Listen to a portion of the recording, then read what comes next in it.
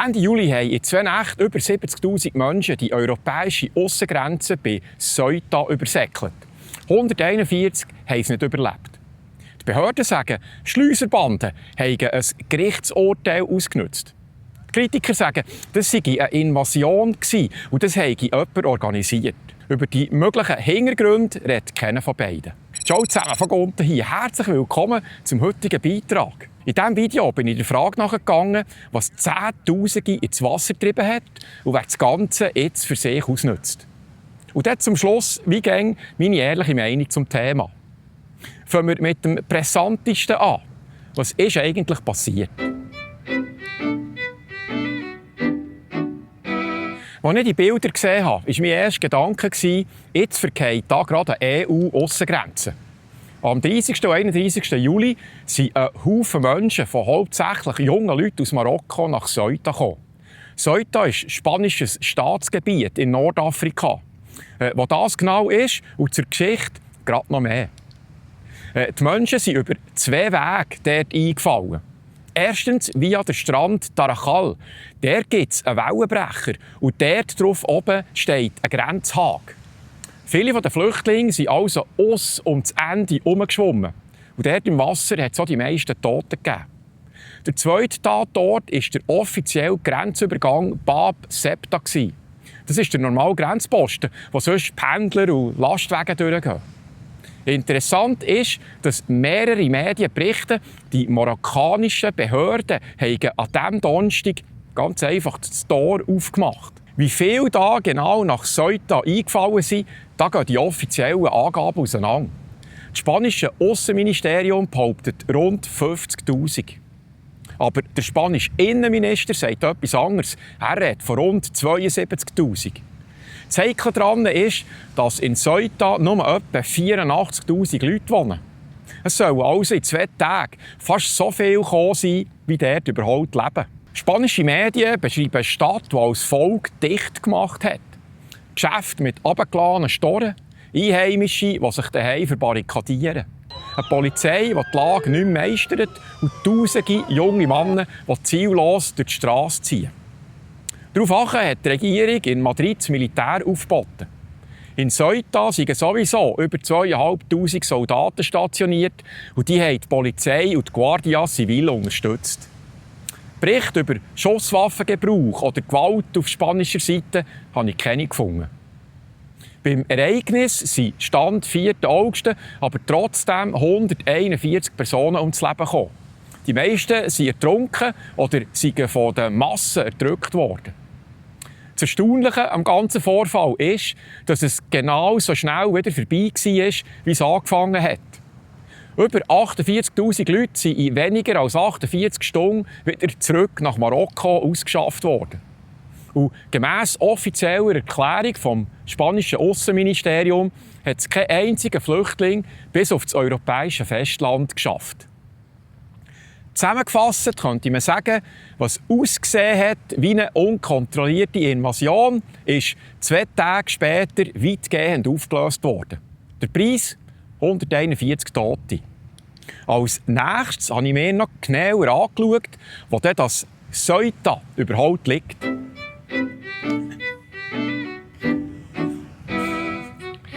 Ceuta liegt an der Meerenge von Gibraltar, also genau dort, wo Europa und Afrika am nächsten beieinander sind. Ob man Ceuta eine Kolonie darf nennen oder nicht, darüber kehren die 2 betroffenen Staaten bis heute.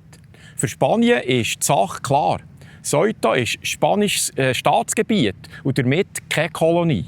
Die Stadt gehört zur Europäischen Union und die Aussengrenze der EU verläuft am Grenzzaun zu Marokko.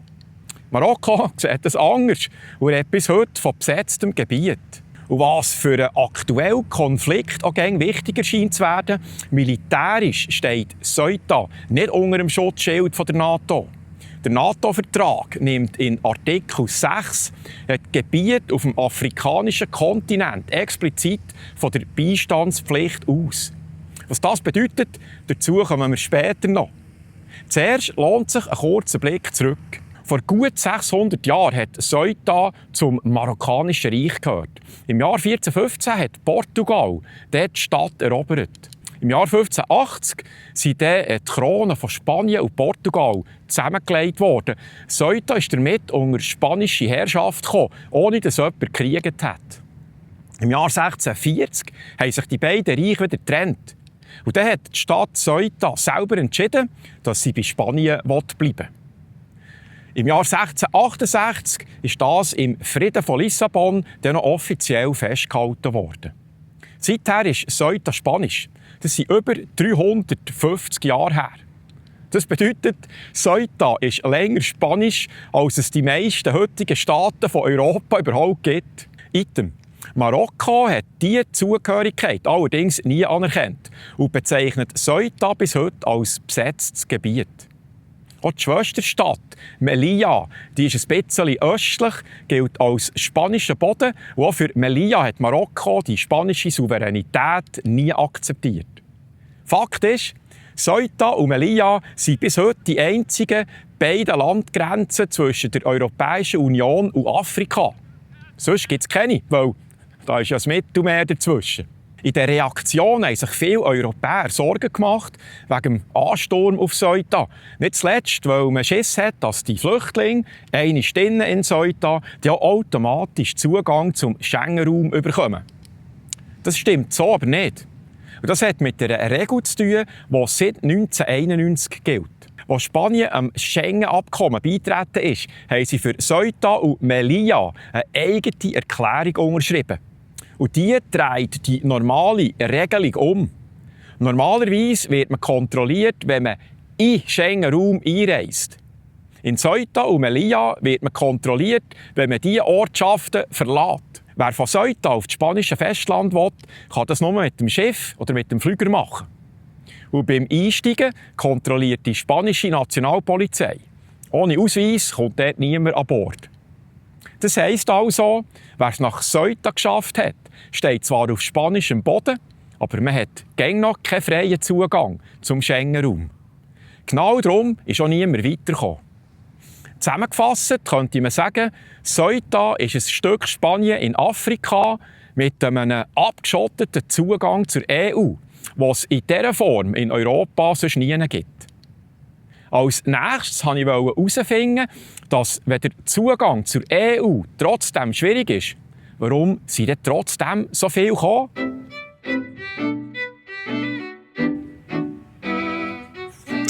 Nach dem Ansturm hat man in vielen Medien die gleiche Erklärung gelesen. Ein Gerichtsentscheid in Spanien habe die Fluchtwelle ausgelöst. Auch der Bürgermeister von Ceuta hat dem Urteil die Schuld gegeben. Auslöser sei also folgender Fall. Ein Mann aus Algerien ist im November 2024 auf dem Meer aufgegriffen worden, als er nach Ceuta schwimmen wollte. Die spanischen Behörden haben ihn ohne jedes Verfahren direkt wieder nach Marokko ausgeschafft. Er hat dagegen geklagt und 6'000 € Entschädigung verlangt. Und er hat vor dem Gericht in Ceuta gewonnen. Später auch vor dem Obergericht von Andalusien. Und der spanische Staat hat den Fall weitergezogen bis vor das oberste Gericht. Am 8. Juli dieses Jahres ist der Entscheid vom obersten Gericht von Spanien öffentlich gemacht worden. Sie haben dem Algerier Recht gegeben. Und das Gericht hat gleichzeitig eine Regel festgelegt, die ab sofort für alle solche Fälle gilt. Das habe ich für uns mal genauer angeschaut. Seit 2015 gibt es im spanischen Ausländergesetz ein Sonderregime für Ceuta und Melilla.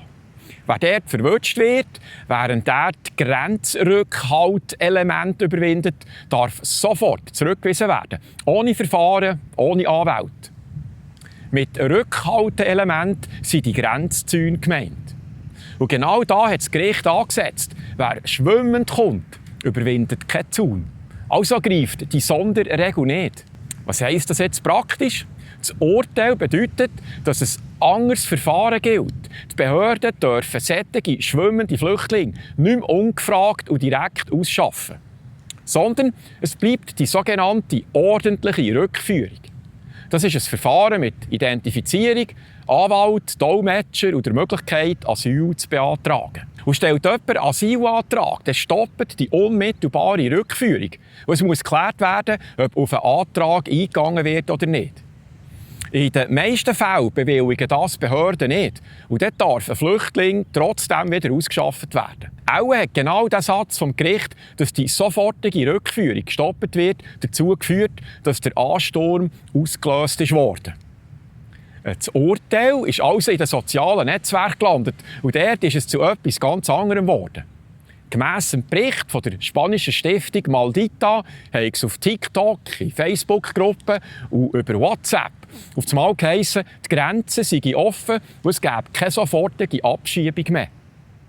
Das Problem dabei, keine sofortige Rückführung bedeutet eben noch nicht, dass man bleiben kann, sondern die Behörden haben dann einfach 72 Stunden Zeit, unter Umständen nochmal 96 Stunden, für in einem geregelten Verfahren ein Asylgesuch abzulehnen. Danach dürfen die betroffenen Personen nach wie vor ausgeschafft werden.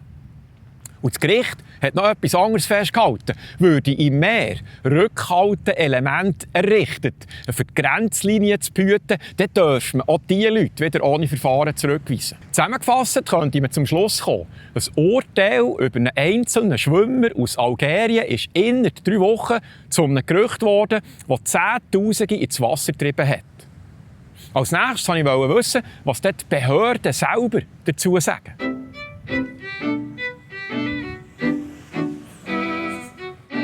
Das spanische Innenministerium hat am 30. Juli eine Mitteilung veröffentlicht und darin heisst es, hinter dem Ansturm stecke Schleuserbanden. Und die haben das Gerichtsurteil ausgenutzt, damit möglichst viele Leute losziehen. Im gleichen Text dankt der Innenminister den marokkanischen Behörden ausdrücklich für ihre Anstrengungen. Er sei in permanentem Kontakt mit seinem marokkanischen Amtskollegen. Marokko hat sich ein paar Tage später erstmals offiziell geäussert und sagt praktisch das Gleiche.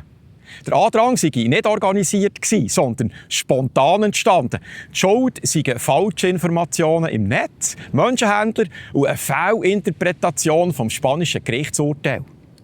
Das ist insofern interessant, weil die 2 Regierungen sich sonst nicht besonders viel schenken. Man hätte auch erwarten können, dass die spanischen Behörden entweder auch dem Gericht die Schuld geben oder Marokko. Das spanische Aussenministerium hat dann erklärt, wer irregulär nach Ceuta komme, habe kein Recht, dort zu bleiben oder auf das Festland zu reisen oder sonst wo nach Europa zu gehen. 2 Tage nach dem Ansturm hat die Guardia Civil zusammen mit der Marine und der Seenotrettung angefangen, beim Wellenbrecher Tarajal eine 500 Meter lange Barriere ins Wasser zu legen. Also das vom Gericht geforderte Rückhalteelement im Meer. Damit in Zukunft auch Flüchtlinge, die schwimmend nach Ceuta kommen, direkt und ohne Prozess wieder nach Marokko dürfen ausgeschafft werden. Zusammengefasst könnte man sagen, Spanien und Marokko erklären die Sache gleich. Nämlich mit Schleuser und einem verdreht dargestellten Urteil in den sozialen Medien. Und auch aus der Schweiz kommt die gleiche Erklärung.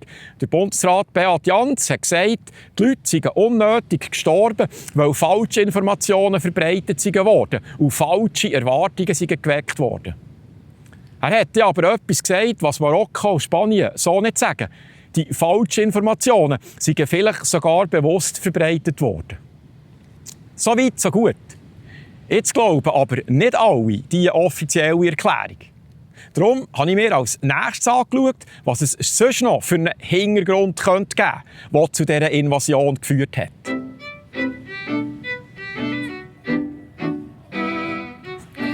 Was man von den Konzernmedien nicht unbedingt gesagt bekommt, ist, dass es auch andere Erklärungen für das Drama in Ceuta gibt. Und die haben nichts mit Schleuser zu tun. Kritiker sagen, das Ganze sei organisiert gewesen. Als erstes möchte ich euch einen Ausschnitt von Professor Young einspielen. Er zeigt dabei Videos, auf denen junge Männer von marokkanischer Polizei und Militär auf Lastwagen geladen, zur Grenze gekarrt und dort abgeladen werden.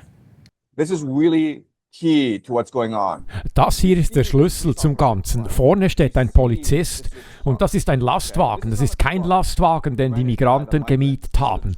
Das ist ein Fahrzeug der Regierung oder eines, das genau für diesen Zweck bereitgestellt worden ist, um diese Leute an der Grenze von Marokko und Spanien zu bringen. To the border between Morocco and Spain. Der Polizist dirigiert sie eindeutig. Er sorgt dafür, dass sie vom Lastwagen absteigen und er sorgt dafür, dass sie alle in eine Richtung gehen. Sie gehen nicht hinter ihn, sie gehen alle nach vorne. Er weist sie an. Geht nach vorne, weiter zur Grenze. And he's making sure they're going in one direction. They're not going behind him, they're going in front of him, right? He's directing them, like keep on moving forward. Man sieht, dass das auf irgendeiner Ebene ganz klar organisiert wird. Das ist nicht organisch. Man hat nicht organisch 50.000 Leute, die in einer Nacht über die Grenze strömen. This is not organic. Okay? You don't organically have 50,000 people stream across the border in one night. Interessant ist, ganz allein steht der Professor Young mit dieser Vermutung nicht. Ein Migrationsforscher von der Universität Pompeu Fabra in Barcelona hat der New York Times gesagt, es sei unmöglich, dass fast 50'000 Menschen an einem einzigen Tag die Grenze überqueren, ohne dass Marokko die Hand im Spiel hat. Der zweite Einspieler, den ich für euch vorbereitet habe, ist von Belash, einem deutschen YouTuber. Er fasst die These in einem Satz zusammen. Wer steckt also hinter dieser Krise in Anführungsstrichen? Hauptsächlich Marokko, USA, Israel. Ja, das ist nämlich eine Allianz, das muss man mal wissen. Spanien unter Pedro Sánchez auf der anderen Seite stellt den quasi Antagonisten da innerhalb dieser Theaterbühne, die man so Politik nennt. Ja. Das habe ich natürlich mega interessant gefunden. Weil es würde mich ja nicht verwundern, wenn die Amis ihre Finger nicht auch in diesem Fall drin haben. Es gibt nämlich Dokumente, die eine Verbindung belegen. Ende April hat der Ausschuss vom amerikanischen Repräsentantenhaus einen Bericht verfasst. Auf den Seiten 86 und 87 steht wörtlich, der Ausschuss stellt fest, dass die spanisch verwalteten Städte Ceuta und Melilla auf marokkanischem Gebiet liegen und weiterhin Gegenstand des langjährigen Anspruchs von Marokko sind. Es ist das erste Mal, dass eine Kammer vom US-Kongress Spanien seine Souveränität über die Städte schriftlich in Frage stellt. Und weiter, der Ausschuss unterstützt die Bemühungen vom amerikanischen Außenminister, diplomatische Gespräche zwischen Marokko und Spanien über den künftigen Status der beiden Städte zu fördern. Das war vor 3 Monaten vor dem Ansturm. Dazu kommt eine Aussage von Donald Trump. Am 1. Juli, bei der Eröffnung der Präsidentenbibliothek, sagt er über die Spanier: the Spanish, the members of NATO. Die Spanier. Sie sind Mitglieder der NATO, aber keine sehr guten Mitglieder. Sie sagen, nein, wir wollen anderen Leuten nicht helfen. Sie benehmen sich nicht nett. Sie werden es bald lernen. Nachdem sie ihren Griff auf Kuba und Guam, die Philippinen und Puerto Rico aufgegeben haben, und die gehören nun alle uns. Ceuta erwähnt er nicht. Er zählt Gebiete auf, die Spanien an die USA verloren hat und sagt, die Spanier würden es gleich lernen. Und warum ist Washington denn eigentlich so verärgert über die Spanier? Weil Spanien im Frühling die Nutzung von seiner Militärbasen für den Angriff auf den Iran verweigert hat. Später hat Madrid auch den Luftraum gesperrt für Militäreinsätze in Richtung Iran. Und dann erwähnen die Kritiker auch noch Israel. Spanien hat Palästina anerkannt und sich gegen Krieg in Gaza gestellt. Im April hat der israelische Premierminister Netanyahu zu Spanien gesagt, wer einen diplomatischen Krieg gegen Israel führe, werde einen sofortigen Preis zahlen. Nur einen Tag nach dem Ansturm auf Ceuta meldet sich der UNO-Botschafter von Israel, der Danny Tannen, auf X zu Wort. Er schreibt, Spanien, das nie eine Gelegenheit auslöst, Israel zu belehren, hat wegen der Krise von seiner Einwanderungspolitik in Ceuta den Notstand ausgerufen. Vielleicht sollten sie, bevor sie uns weiter belehren, der Welt erklären, warum sie gäng noch koloniale Enklaven in Afrika unterhalten. Der spanische Verkehrsminister Oscar Puente hat diesen Beitrag am nächsten Tag geteilt mit dem Kommentar: Ja, no, es scheint alles ziemlich klar zu werden. Damit deutet das amtierendes Regierungsmitglied eine israelische Verwicklung an. Beweise legt er aber keine vor. Und was ist die Rolle von Marokko? Da muss man kurz ausholen.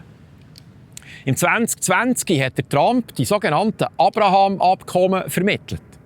Der Deal: Die unterschreibenden Staaten nehmen diplomatische Beziehungen zu Israel auf und überkommen dafür etwas von den Amerikanern. Marokko hat am 10. Dezember 2020 unterschrieben. So, schauen wir uns mal Marokko an. Marokko und Algerien sind in einem geopolitischen Konflikt. Da geht es um den Anspruch auf Westsahara. Und jetzt haben vor kurzem, also im Jahr 2020, haben die Marokkaner ein Abkommen unterschrieben mit dem Namen Abraham-Abkommen. Dadurch sind sie Partner der Amerikaner und der Israelis geworden. Die USA erkennen dadurch Marokkos Anspruch auf Westsahara an. Das gefällt den Algeriern überhaupt nicht. Und auf der anderen Seite hat Israel und Marokko schließlich 2021 einen Sicherheits- und Geheimdienstpakt geschlossen. Marokko wird also zum Partner im amerikanisch-israelischen Bündnis. Da muss man sich mal die Frage stellen, gibt es irgendjemanden da draußen, der wirklich glaubt, dass Marokko durch das Abraham-Abkommen ein gleichberechtigter Partner auf Augenhöhe ist mit den Amerikanern und den Israelis? Oder ist es ein Vasall, den man benutzen kann, um geopolitischen Druck aufzubauen? Wie jetzt zum Beispiel, indem man Flüchtlingskrisen benutzt, um geopolitischen Druck aufzubauen? Wie Carrie Greenhill damals in ihrem Buch schon beschrieben hatte, mit dem Titel Weapons of Mass Migration, also die Waffen der Massenmigration. Also, was Marokko für einen Beitritt zum Abrahams-Abkommen bekommen hat, ist für das Land die wichtigste Sache überhaupt. Die USA haben den marokkanischen Anspruch auf die Westsahara anerkannt. Die Westsahara war ebenfalls eine spanische Kolonie. Marokko hat das Gebiet beansprucht und im Jahr 1975 haben die 350'000 unbewaffnete Zivilisten über die Grenze geschickt. Der sogenannte Grüne Marsch. Und es hat funktioniert. Spanien ist abgezogen und Marokko kontrolliert das Gebiet bis heute. Und jetzt wird es interessant. Im März dieses Jahr hat der Amerikaner Michael Rubin öffentlich vorgeschlagen, Marokko soll einen zweiten grünen Marsch starten. Unbewaffnete Zivilisten nach Ceuta und Melilla schicken, für die beiden Ortschaften auch zu übernehmen. Seine Begründung, die Spanier dürfen auf Unbewaffnete nicht schiessen. Und noch etwas hat der Rubin gesagt. Auch die NATO hat keine Handhabe, für einzugreifen. Erinnert ihr euch? Am Anfang des Videos habe ich gesagt, dass Ceuta militärisch nicht unter dem Schutzschild der NATO steht. Genau darauf zielt der Vorschlag ab. Kein Bündnisfall, keine Beistandspflicht. Und 4 Monate später sind Zehntausende unbewaffnete Zivilisten über die Grenze nach Ceuta gekommen. Der Professor sagt, die ganze Ceuta-Invasion sei ein Testlauf gewesen. Now, what I do next, okay? Was ich als nächstes zeige, ist die geopolitische Konsequenz wegen der ganzen Sache. Ich zeige euch einen Artikel von Reuters, der vor ein paar Stunden erschienen ist. Darin steht im Grunde, dass Italien nach dem Migrantensturm auf Ceuta wieder Grenzkontrollen gegenüber Spanien einführen will. Das klingt nach nichts Besonderem, aber wenn man darüber nachdenkt, ist es eine Riesensache. Warum? Weil der freie Verkehr von Waren und Menschen die wichtigste Säule der Europäischen Union ist. Stellen wir uns also vor, das, was in Ceuta passiert, sei nur ein Pilotprogramm, nur ein Testfall, um zu sehen, wie die Europäer reagieren.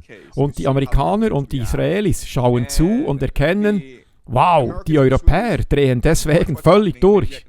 Und was wir in Zukunft also tun können, ist, Migration als Erpressungsmittel einzusetzen, um europäische Staaten dazu zu bringen, nach unserer Pfeife zu tanzen. Und er geht weiter.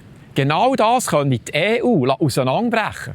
Weil wenn Zehntausende über eine Aussengrenze kommen, mache am Schluss jeder Staat für sich wieder dicht. What the United States and what Israel want to do is break up. Was die Vereinigten Staaten und Israel wollen, ist, Europa in einzelne Nationalstaaten aufzubrechen, die gegeneinander konkurrieren. Und die Migrationsfrage ist das beste Mittel dafür. Denn wenn man darüber nachdenkt, wenn Millionen Afrikaner nach Europa strömen, dann ist jeder für sich. Dann sagen alle Europäer, vergiss es, wir führen Grenzen ein. Man muss nämlich wissen, diese Migranten gehen nicht nach Spanien, weil sie spanischen Schinken lieben und nicht, weil sie denken, wow, Spanien ist ein großartiger Ort für den Ruhestand und ich mache gerne jeden Tag Siesta. Nein, sie gehen nach Spanien, weil es ein einfacher Zugangspunkt in den Rest Europas ist. Ihr eigentliches Ziel sind Deutschland, Frankreich, England. Und wenn sie nirgendwo anders hinkommen, dann Italien. Deshalb macht Italien das, denn sie wissen, von Spanien aus kommen diese Migranten überall hin. Das ist also ein Riesenproblem für Europa. Und es wird ein Problem sein, das Europa im Grunde auseinanderreißt. Da ist wirklich nichts zu machen. Und ich sage das ungern nochmals, aber die Europäer können absolut nichts dagegen tun. I hate to repeat this, but there's absolutely nothing the Europeans can do about this. Das ist seine Deutung, kein Befund. Was allerdings stimmt, genau das ist in den nächsten Tagen passiert. Frankreich hat die Kontrolle an der Grenze zu Spanien verstärkt und Italien hat droht, Spanien aus dem Schengen-System zu suspendieren. Und interessanterweise sagt der Bundesrat Jahns etwas Ähnliches. Es geht um eine Idee, die in der EU gerade diskutiert wird. Länder außerhalb von Europa dafür zu zahlen, dass sie die Flüchtlingsverfahren für Europa erledigen.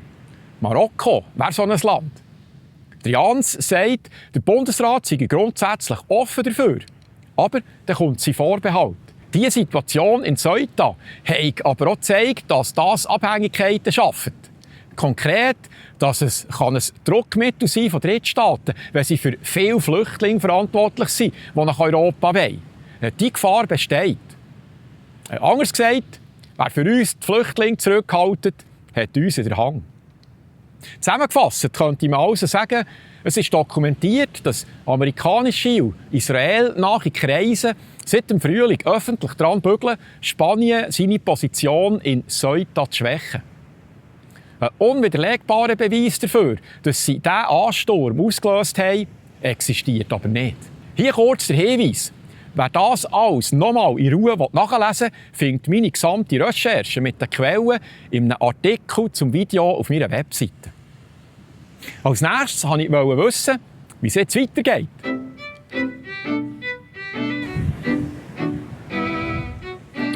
In der Schweiz hat die Flüchtlingsdebatte 2 Tage nach dem Ansturm angefangen. Alle fordern mehr Kontrollen, nur in unterschiedlicher Art. Die SVP hat auf ihrer Webseite einen Beitrag publiziert. Drin schreibt der Nationalrat Pascal Schmid. Für die Sache beim Namen zu nennen, es war eine Invasion. Und jeder, der in Spanien eindringt, ist wegen der sperrang und weit offenen Schengen-Grenzen auch in der Schweiz. Seine Forderung, die Schweizer Grenze müsste systematisch kontrolliert werden. Wenn nötig mit dem Militär. Und wer keine Papiere hat, soll an der Grenze zurückgewiesen werden. Jetzt stellt sich aber die Frage, wäre es überhaupt machbar, die Schweizer Grenze systematisch zu kontrollieren? Da liefert der Bundesrat selber die Antwort. Pro Tag gäbe es rund 2,2 Millionen Übertritte über die Schweizer Grenze. Systematische Kontrollen würden darum zu Wartezeiten, Staus und wirtschaftlichem Schaden führen. Und zu deutlich mehr Personal bei nicht bezifferbaren Kosten. Und genau an diesem Punkt hakt der Belage in seinem Video ein. Er behauptet das Gleiche für Deutschland, orakelt aber, wie systematische Grenzkontrollen dann doch möglich könnten werden. Fordert man aber die Schließung der Grenzen. Grenzen müssen zugemacht werden. Deutschland hat jetzt die Verantwortung, die Grenzen zuzumachen. Okay, Deutschland kann erstens die Grenzen nicht zumachen, das ist das Problem, nämlich 3700 Kilometer Grenzen physisch zuzumachen, ist laut Polizeigewerkschaft unmöglich. Dafür hat man weder das Personal, noch hat man dafür irgendwelche anderen Mittel, weil es einfach schlichtweg nicht möglich ist. Was aber möglich ist eine Smart Wall zu errichten. Das würde nämlich bedeuten, dass man biometrische Gesichtserfassung, die Erkennung von Kennzeichen. Mit der Smart Wall also. Biometrische Gesichtserfassung, Kennzeichenerkennung, automatische Auswertung. Und dann stellt er eine beängstigende Frage. Das ist auf jeden Fall das, wie man das hinbekommen könnte. Also durch eine Technokratisierung quasi, durch die Hilfsmittel der Robotik, durch die Hilfsmittel von eben Software, von Alexander Karp und Peter Thiel und so weiter. Das ist also der Ruf, den man indirekt tätigt, wenn man dazu auffordert, dass die deutschen Grenzen geschlossen werden sollen, denn anders ist das nicht möglich. Und da muss man sich mal die Frage stellen, ist das nicht vielleicht die Falle? Ist es vielleicht nicht der Trick? Ist es nicht vielleicht der Trick, dass man die Flüchtlingskrise dazu ausnutzt, dann quasi ein Sicherheitsgefühl hier in Deutschland auszulösen, was absolut vermindert ist, wo die Leute nach mehr Sicherheit rufen werden? Und wer seine Freiheit für die Sicherheit aufgibt, der verliert ja bekanntermaßen beides. 2 Tage nach dem SVP-Editorial hat sich der Bundesrat Jahns zum Vorfall auf Ceuta geäussert. Und er sagt genau das Gegenteil. Diese Situation sei ein Test für einen EU-Migrations- und Asylpakt gewesen. Und dieser Test hat der Schengen-Raum bestanden. Die EU-Innenminister haben nach Ceuta eine ausserordentliche Videokonferenz abgehalten. Der Bundesrat Jahns war dabei. Dabei haben sie auch mehr Kontrollen gefordert. Nur in eine andere Richtung. Sie haben unter anderem beschlossen, dass die grossen sozialen Netzwerke künftig enger beobachtet werden als Frühwarnsystem. Der Jans selber wird im Interview noch deutlicher. Er sagt, man müsse auch in der Schweiz Vorschläge machen, zum Beispiel, wie man die sozialen Medien besser kontrollieren und zur Rechenschaft ziehen kann. Und da schließt sich der Kreis zum Anfang dieses Kapitels. Alle fordern mehr Kontrolle. Die einen an der Grenze, die anderen im Netz. Und beides braucht am Schluss die gleiche Technik. Eine Technik, die automatisch erfasst, Gesichter an der Grenze oder Aussagen im Internet. Item. Zum Schluss noch, wie es weitergehen könnte dort unten in Ceuta. Auf Facebook, WhatsApp und TikTok kursiert seit Anfang August ein neuer Aufruf für einen zweiten Massenübertritt nach Ceuta, und zwar am 15. August. Der spanische Geheimdienst hält die Kampagne übrigens für glaubwürdig. Und dann kommen wir, wie gäng am Schluss, noch zu meiner persönlichen Meinung zum Thema.